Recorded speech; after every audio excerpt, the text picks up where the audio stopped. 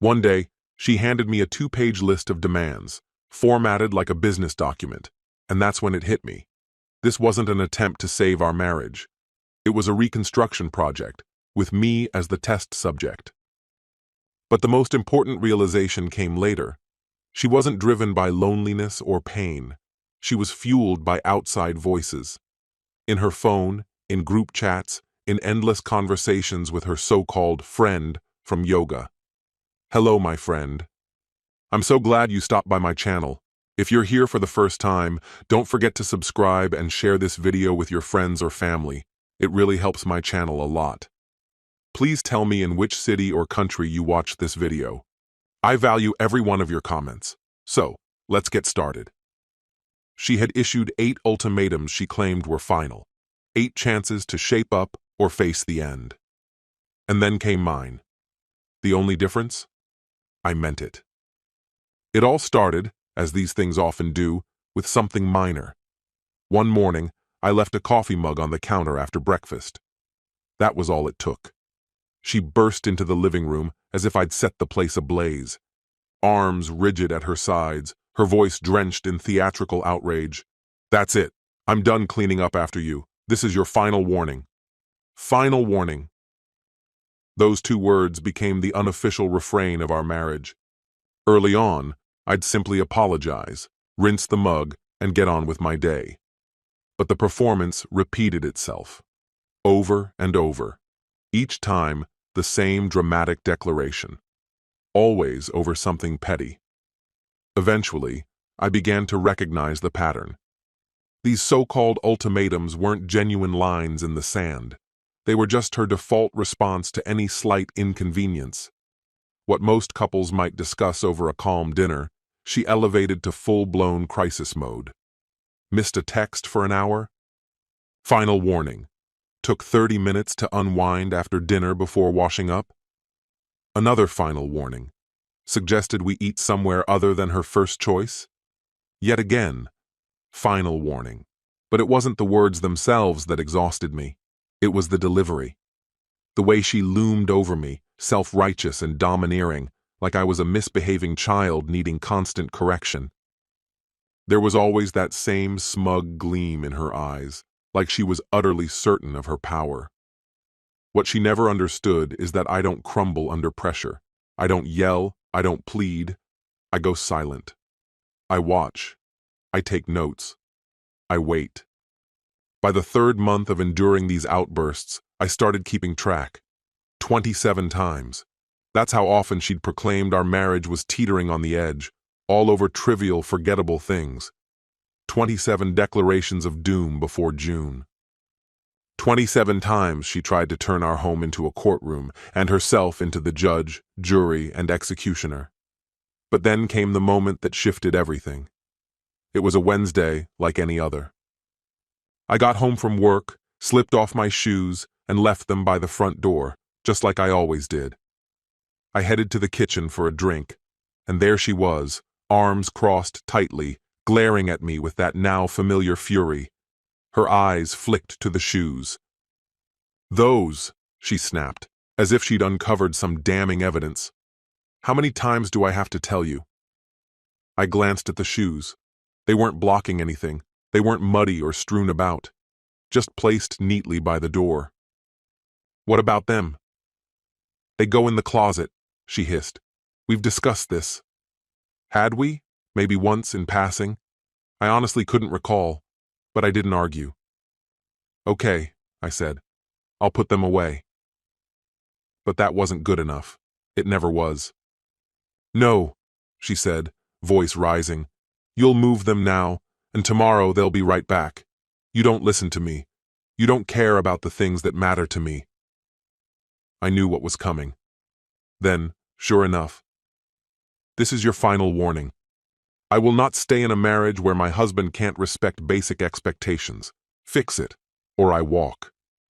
I just stood there and looked at her, really looked at her, the way she spoke as if she were delivering a sacred commandment.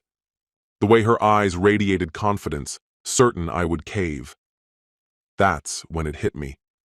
These warnings weren't about shoes or dishes or text replies. This was her mechanism for control, a tactic to keep me on edge, to force compliance. And for a while it worked. But I was done. Done being managed. Done acting like I was on some kind of probation. Done with the role of submissive husband in her endless performance. 3 weeks after that argument, she escalated things to an entirely new level. I didn't see it coming, not fully. It was a quiet Saturday morning. I was in the kitchen, sipping coffee and reading news on my phone when she entered holding a sheet of paper. Not a handwritten note. This thing looked formal, typed, formatted. She placed it on the table in front of me with the gravity of someone delivering legal documents. "We need to talk," she said, tone heavy. I glanced down. Title: Relationship Expectations and Required Changes. Beneath it, a numbered list that stretched almost 2 full pages. No exaggeration. She had compiled a detailed document outlining everything she believed I needed to change in order for our marriage to continue. I looked up at her. "What is this?" She sat down across from me, serious, composed. "It's everything that has to happen if we're going to survive as a couple," she explained, like an executive delivering a final performance review. "I've thought about this long and hard. I can't keep going like this." So I began to read. And what I saw left me speechless. Not unbelievable in a good sense. Unbelievable in the "how did I marry someone this controlling" way. Let's begin with her first rule. I was required to check in with her every 2 hours whenever I wasn't home. Every 2 hours. As if I were being monitored under parole conditions. Next, Rule 2. No more watching sports. In her view, it was a useless distraction that stood in the way of authentic emotional intimacy. Rule 3. I had to get her permission for any purchase over $20. Yes, you heard right, $20. And that was only the start. She insisted I overhaul how I communicated, urging me to be more emotionally attuned. She demanded I cut off contact with 2 of my closest friends, claiming they were poisoning my outlook on our relationship. And on top of all that, she expected me to plan elaborate date nights twice a week to make her feel cherished. But the part that truly stunned me came at number 15. I was expected to offer a daily apology for anything I might have done to disappoint her, whether I knew what it was or not. Every single day.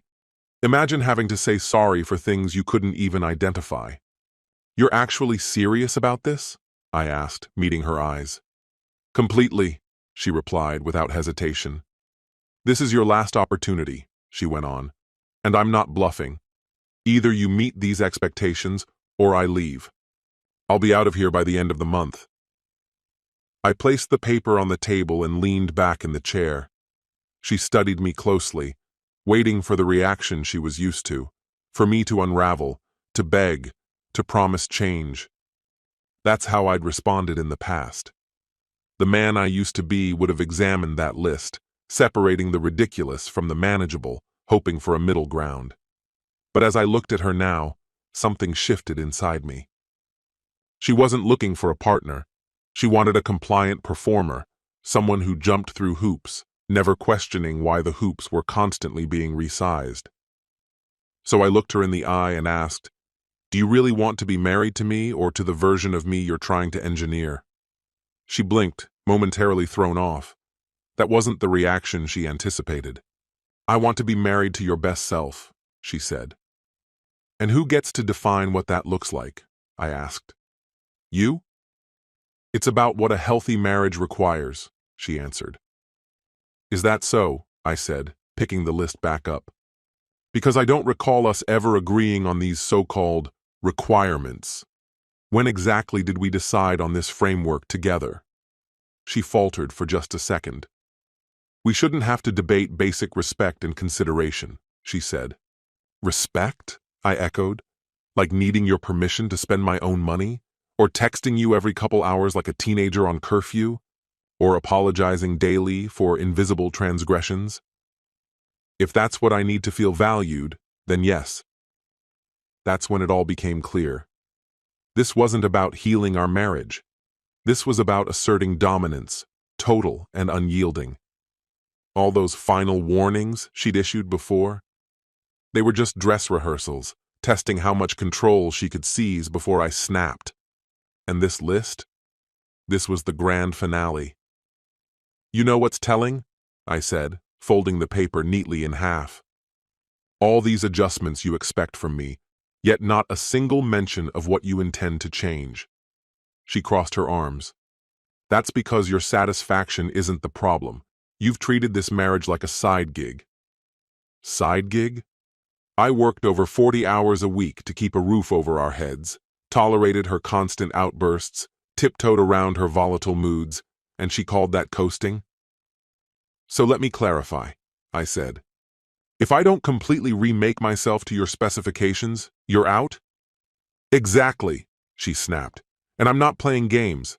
I've already looked at apartments. I've consulted a lawyer."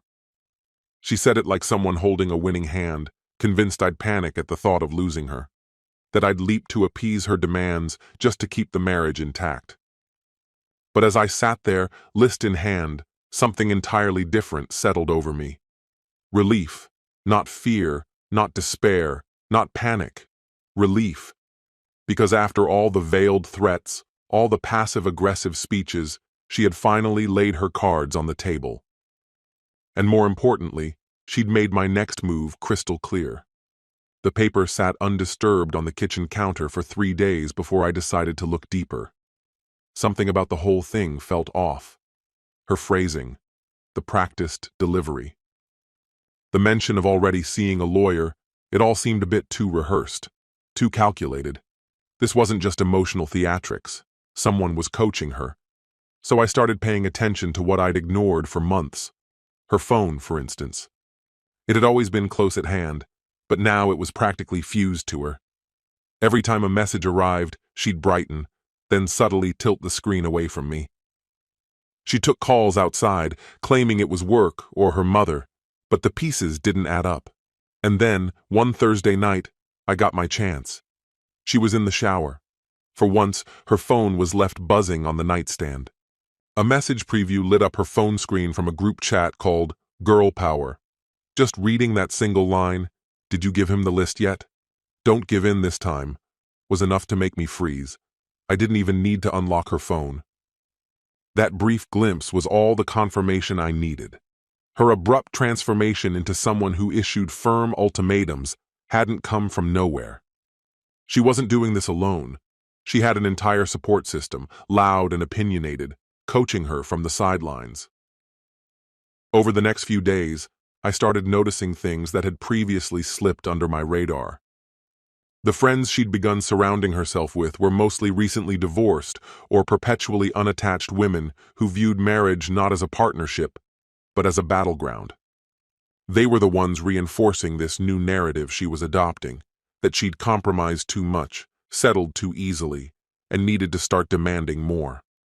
To them, giving ground was weakness. But it didn't end there. Things soon turned darker. That Saturday, while she went shopping with her sister, I logged into our shared phone account. I wasn't trying to control her.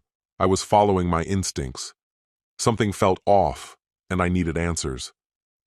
The records revealed an overwhelming increase in activity over the last couple of months. Most of the texts and calls weren't going to her usual circle. One number in particular kept coming up. Repeated phone calls each day, some lasting over an hour. Late-night texts, even in the early hours when she was supposedly asleep beside me. I ran a reverse search, and what came up confirmed what I had feared. The number belonged to a man she had casually mentioned in the past. A guy from her yoga class. She'd said he was dealing with a rough divorce and just needed a friend. According to her, it was strictly platonic, just someone seeking emotional support. But friends don't spend hours talking every Tuesday when their partner's at work. Friends don't send dozens of late-night messages back and forth. And friends definitely don't help you draft ultimatums to reshape your spouse into someone more acceptable. Everything started to make sense. Her recent behavior wasn't just influenced by her friends, it was being actively validated by another man. A man who told her exactly what she wanted to hear, that she was settling, that she was underappreciated, that she deserved to be worshipped or walk away. I could imagine the way their conversations played out. He'd nod along, telling her she was right, while she twisted every minor disagreement we'd ever had into evidence that I was the problem. He was feeding her entitlement, echoing lines about knowing her worth and refusing to compromise. It was textbook emotional infidelity, and she was fully invested in it. All those final warnings she kept dishing out weren't about mending our relationship. They were landmines. Each one a setup designed for me to fail, so she could justify walking away with her conscience clean. This man from yoga wasn't a neutral party. He was her escape hatch. And the absurd lists of changes she demanded from me? They weren't about reconciliation. They were provocations, traps laid so I would resist, letting her pretend she had tried before giving up. But the part that truly cut deep was the hypocrisy. While she nurtured an emotional bond with someone else, she painted me as the bad guy. While she poured her heart into another man's inbox, she demanded I update her on my whereabouts every couple of hours. While she built intimacy elsewhere, she required daily apologies from me for sins I hadn't even committed. The double standard was staggering. She demanded complete transparency from me, all while concealing a secret relationship. She asked me to pour everything I had into saving our marriage, even though she'd already emotionally exited. She handed me a list of demands as proof of her commitment, all while preparing to walk away. That night, when she returned home smiling and asked if I'd thought about her list, I looked at her through different eyes. She wasn't trying to repair anything.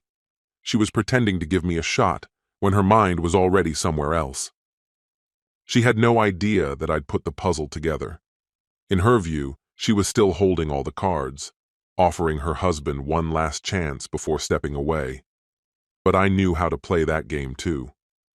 If she wanted strategy, she'd learn that I had tactics of my own.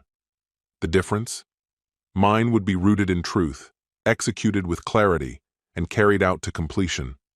Knowledge only becomes power when it's used wisely. Now that I saw the full picture, I had a decision to make. I could confront her in a burst of anger and give her the perfect excuse to play the victim, or I could keep quiet, prepare meticulously, and move with intention. I chose the second path. Step 1. Gather evidence. Not because I wanted revenge, but because I understood how she operated. When under pressure, she'd rewrite reality. What actually happened would become fiction. Things she said would be denied outright. So I started compiling proof. I collected screenshots of her texting patterns, logged phone records with exact times, documented each long call. I printed out the outrageous list of requirements she had given me and secured it in a safe place. Real, indisputable evidence, facts that couldn't be twisted or erased. But I didn't stop there. I turned to our finances with a level of scrutiny I'd never used before. I pulled records from every account, savings, credit cards, everything. I flagged unusual transactions, noted who had access to what, not because I wanted to hide anything, but because I understood how chaotic things could get if a separation turned ugly. And then came the most important move. I contacted a lawyer. Not to initiate anything, at least not yet. I just needed clarity. I scheduled a meeting on my lunch break and explained that I wasn't taking action, just collecting knowledge. The legal meeting turned out to be a turning point. The lawyer didn't sugarcoat anything. He laid out, in blunt terms, how cases like mine usually played out. The party who came prepared tended to walk away with the advantage, while the one who got caught off guard usually ended up scrambling. Concrete evidence and proper documentation typically held more weight than emotional outbursts or accusations. "Are you thinking of filing?" he asked plainly. "Not yet," I answered. "At this stage, I'm just collecting the facts. I want to be ready if it gets to that point." He gave me a nod that said he'd heard this before. "Smart move," he remarked. "Most people wait until they're in full crisis mode before they take precautions. By that point, they've already lost control." I left that office with a sense of sharp focus. If my marriage really was heading toward collapse, and that was becoming more likely by the day, then I needed to be the one steering the ship, not reacting to her choices on her schedule. Back at home, the facade went on. Every so often, she'd bring up the list of expectations she'd given me, her tone laced with anticipation, as if she were waiting for me to either cave or trigger one of her dramatic exits. I stayed vague. I'm thinking it over, or we can talk when we're both calm. My reluctance to engage only made her more frustrated. She was fishing for a reaction, either total compliance or a confrontation she could twist into justification. But I didn't give her either. That hesitation threw her off. Meanwhile, I noticed her calls with the yoga guy hadn't stopped. In fact, they'd become more frequent. Some nights, I'd walk in and catch her ending a call quickly, brushing it off as work or a chat with her mom. Other times, I'd hear her laughing softly in the next room, laughter that had been absent from our marriage for months. What she didn't see was how her obsession was making her sloppy. So absorbed in this new connection, she stopped tracking what I was doing. She still saw me as passive, stuck, waiting for her next move, completely unaware that I was already preparing for the inevitable. Quietly, I began protecting myself.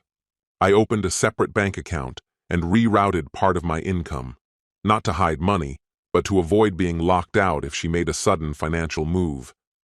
I changed important passwords, not to shut her out, but to ensure she couldn't do the same to me. Most importantly, I began taking notes. I tracked how her mood would shift after speaking with her yoga companion. I noted the coldness, the fights that erupted out of nowhere, the sudden highs when her phone buzzed. I started mapping the relationship between her increased demands on me and the rise in her contact with him. A pattern took shape. She wasn't aiming to fix anything. She was laying the groundwork to walk away. Every new ultimatum, every inflated argument, each time she said, "This is your last chance," all of it was designed to make me look like the villain, to give her an excuse to leave. But she'd misread me. She believed I was still the man who'd apologize for every minor mistake, desperate to keep things together. What she didn't realize was that I'd already moved past that version of myself. I'd been paying attention, silently preparing for the day she'd push too far, and when she finally did, I wouldn't be caught off guard. That's where the real contrast lay. While she was busy crafting an exit that painted her as the victim, I was carefully assembling a case. She had plots. I had a plan. She was paving her escape. I was building a response that would make her reconsider every false threat she'd ever issued, because unlike her endless stream of empty ultimatums, mine would be the one that landed. The moment arrived on a Sunday night, 2 weeks after I'd started keeping records. She stepped into the living room with that familiar look, the one that always came right before a monologue. But this time, I was waiting. "We need to talk," she said, standing between me and the TV like she was about to deliver a final ruling.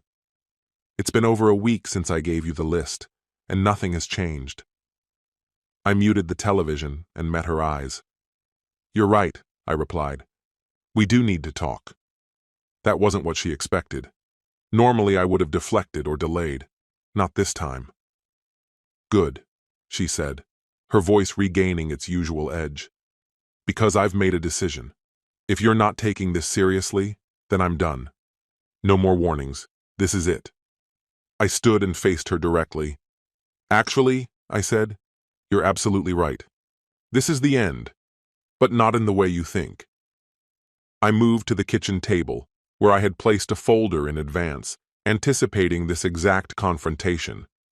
She followed, probably thinking she was about to receive some written promise of compliance.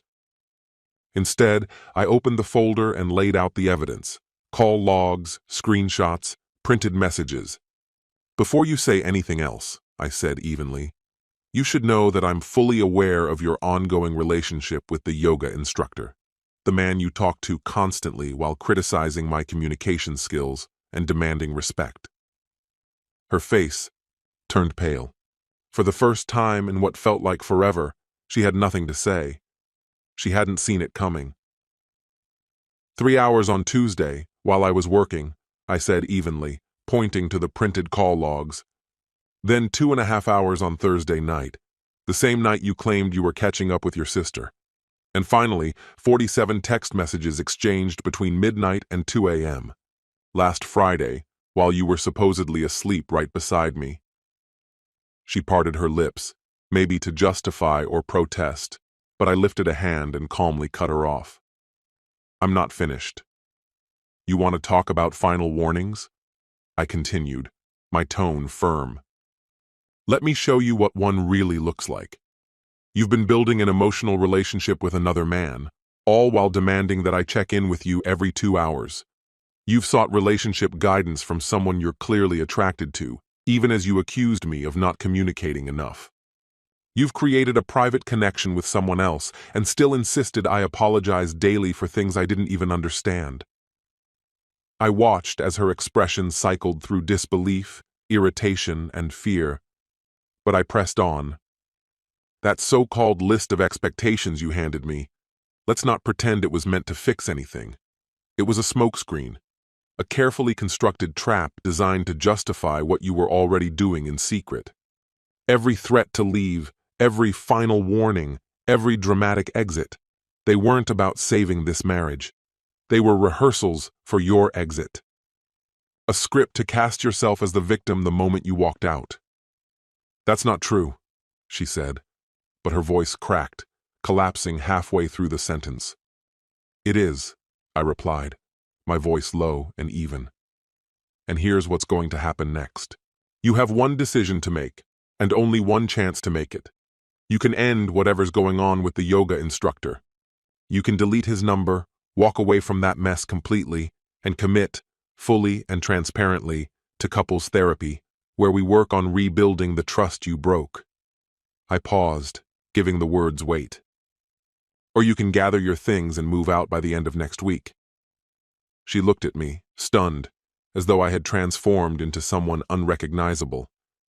Gone was the man who once placated her moods and danced around her ultimatums. What stood before her now was someone who had reached his limit. You don't get to give me ultimatums, she said weakly. I just did, I said plainly. And here's the difference. Yours were emotional tactics, empty threats to control me. Mine carry actual consequences. You stepped outside this marriage when you formed a bond with someone else. You violated our trust every time you lied about where you were and who you were speaking to. You turned every disagreement into a platform to justify your infidelity while placing the burden of change entirely on me. I reached for the absurd list of demands she'd presented days earlier and held it up. You think respect is about surveillance? About checking in constantly or asking permission to spend $20? Respect isn't secret texting while demanding total transparency. Respect isn't about giving your partner a checklist while never once evaluating your own behavior. Tears welled in her eyes, but they weren't the performative tears meant to sidetrack a conversation. These were tears of someone cornered by undeniable truth. This is so unfair, she whispered. Unfair? I echoed, setting the papers down and looking her in the eye. You threatened to leave me 8 different times over things like shoes on the floor or a dish left in the sink, while you were emotionally entangled with another man. You weaponized our issues to justify betrayal. You planned your exit while demanding that I prove I was good enough to stay. Silence fell over the room, broken only by her quiet sobs. So let me be absolutely clear, I said. This is my first and final warning. I won't tolerate deception, emotional manipulation, or disloyalty in this marriage. I will not share my home with someone who entertains leaving while investing emotionally elsewhere. I won't allow myself to be dictated to by someone who has already shattered our vows. If you want to leave, the door is open. But if you choose to stay, then we fix this, fully, honestly, and with real accountability. In that moment, her expression changed. She looked at me as if seeing me for the first time, not the version of me she had learned to dismiss, but a man who knew his worth and wasn't afraid to uphold his boundaries. I need time to think, she murmured. You have until next Sunday, I replied flatly. And just to be clear, It's not time to decide whether you want to be married. It's time to decide whether you're ready to do the work to repair what you've broken. One chance. No repeats, no more games. No more exits followed by re-entries. This is your last opportunity. For the first time in our relationship, she had no comeback, no dramatics, no defensive posturing. Just the dawning realization that the dynamics had shifted. And unlike the countless warnings she had issued, mine carried weight. The days that followed were unlike any we'd experienced before. No shouting matches, no guilt trips, no veiled threats, just silence and the looming presence of consequences. On Monday, she tried her usual tactic. She accused me of invading her privacy by checking the phone records. I didn't argue. I calmly stated that the account was shared and that transparency was now a non-negotiable requirement if she truly wanted to rebuild. Tuesday, she pivoted to self-pity. Said she felt attacked, isolated, misunderstood. I acknowledged her emotions but made it clear. Accountability is not cruelty. It's the natural cost of broken trust. By Wednesday, the facade crumbled. She understood that the old methods no longer held power. The man who once bent over backwards to preserve the peace, he no longer existed. In his place stood someone willing to sit in the discomfort of hard truth. Then Thursday arrived, and with it, the moment I had been expecting. She stepped inside and casually mentioned she'd had a conversation with her yoga instructor, outlined some new boundaries, as she put it. The way she framed it, you'd think she was offering some grand gesture, as though dialing things back a notch was a generous favor. Was that supposed to suffice? I stayed composed, responding in a calm and measured tone. That's not going to cut it, I said. Her expression tensed. What do you mean it's not enough? She snapped, her familiar edge returning. I reiterated what I'd already told her the previous Sunday. It had to stop, completely. Otherwise, she needed to leave. There was no room for half measures here, no gray areas or revised definitions. She didn't get to hold on to a backup plan while pretending we were rebuilding what had fallen apart. She remained silent, eyes locked on mine, trying to assess whether I was serious this time. And slowly, she started to grasp what set my stance apart from her repeated threats. This time, there were genuine consequences. When Friday arrived, no decision had been made. She kept her distance, subdued and reflective, clearly grappling with a dilemma she never imagined she'd truly have to confront. The woman who once threw ultimatums like darts now looked like someone staring down the weight of real consequences for the first time. On Saturday evening, she finally asked if we could sit and talk. Her tone wasn't combative. It was soft, almost hesitant. I've been thinking about everything, she said quietly. The calls, the texts, all of it. I didn't respond. No interruptions, no guidance. I let the silence speak for itself. This was her moment to take ownership. I think somewhere along the way, I lost sight of things, she went on. I wasn't sure what I wanted anymore. He said all the right things, and I convinced myself that meant something was wrong between us.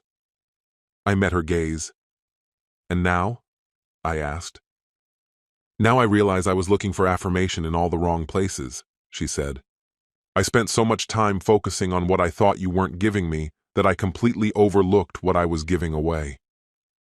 She inhaled slowly, then met my eyes with something closer to honesty than I'd seen in months. It's done.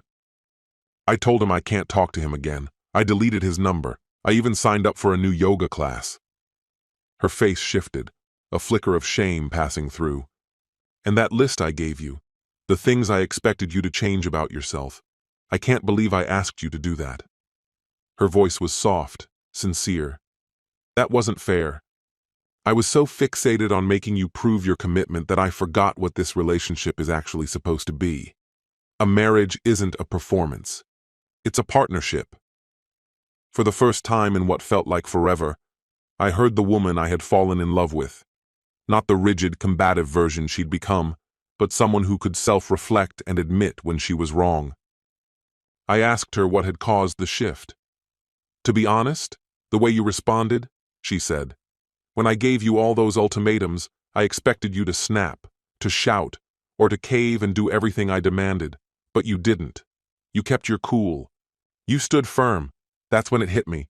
I'd been playing power games and you were the only adult in the room." She wasn't wrong. While she had been drawing lines in the sand to test me, I had been planning, staying clear-headed, and preparing for whatever would come. The difference between us was becoming undeniable. She kept going. And that's when I realized what was really at stake. It wasn't just our marriage. I was on the verge of losing you. A man who's worth standing beside. Someone who doesn't need to jump through hoops to earn respect or beg to be loved. Sunday, the deadline I had quietly marked, came. But by then, the choice had already been made. She had chosen to stay. And for the first time in a long time, it felt like the right decision. The weeks that followed weren't seamless. Healing trust isn't instantaneous. But they were different. They were grounded in truth instead of punishment. We had conversations, real ones, for the first time in ages. No more lectures, no more compliance tests. She never delivered another ultimatum. Something fundamental had shifted. She had finally grasped that love isn't built on threats or demands. It survives on honesty, communication, and the mutual understanding that once certain lines are crossed, they don't come back. As for me, I came to understand something essential about boundaries. They aren't about shutting people out. They're about self-respect. Lines drawn not in anger, but in clarity and conviction. And when those lines are enforced with steadiness and integrity, people notice. They respond. My wife had thrown out 8 ultimatums without weight. I only gave 1, but I meant it. And that made all the difference. Because sometimes the most powerful message you can send is wordless, showing someone through your calm resolve exactly what it would cost to lose you. And if they truly understand your worth, they'll realize that cost is one they're not willing to pay. This story has come to an end. What's your opinion? Share it in the comments, my friend. And if you like this story, check out other exciting videos on my channel. I'll say goodbye until the next video. See you.